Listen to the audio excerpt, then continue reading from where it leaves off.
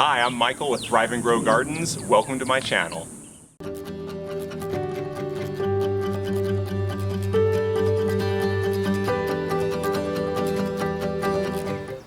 Michael here with Thrive and Grow Gardens, giving you an update on our compost that we've been working on. And remember, we've been shredding down our materials with the electric shredder and really breaking down our kitchen scraps as well with our kitchen scrap processing system. And we have some really beautiful compost now, so I'm really excited to give you an update on it.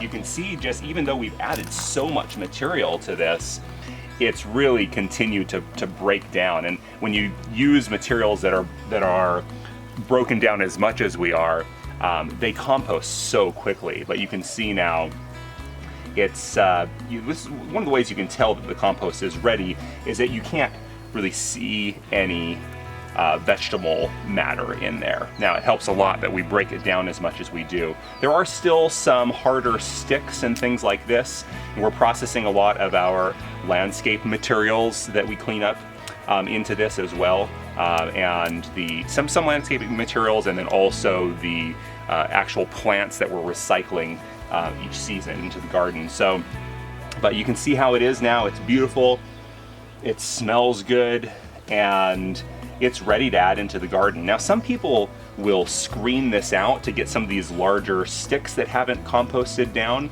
and then they can even run them back through the compost again.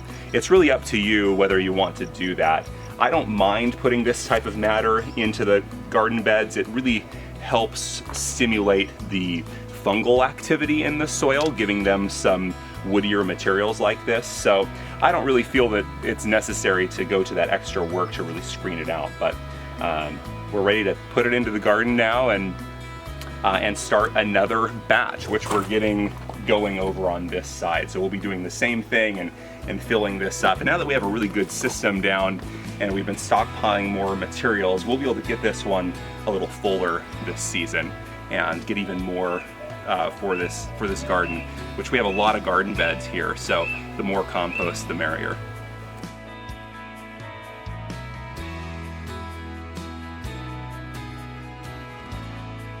This is our 2-bin composter system, and this is an on-the-ground composter. And a lot of people are using the turning composters these days, and those can be really great. They certainly cut down on the amount of effort that goes into turning the compost.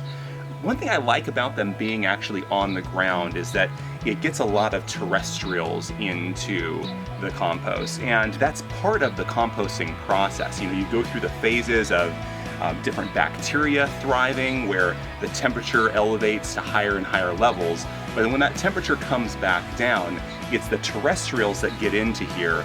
Lots of different insects that you'll find in here, like the sow beetles and earwigs, and also earthworms that come in and really help finish it off. That's an important part of the composting that you don't really get if you're doing it in the turning composter. So that's one of the benefits of having it like this.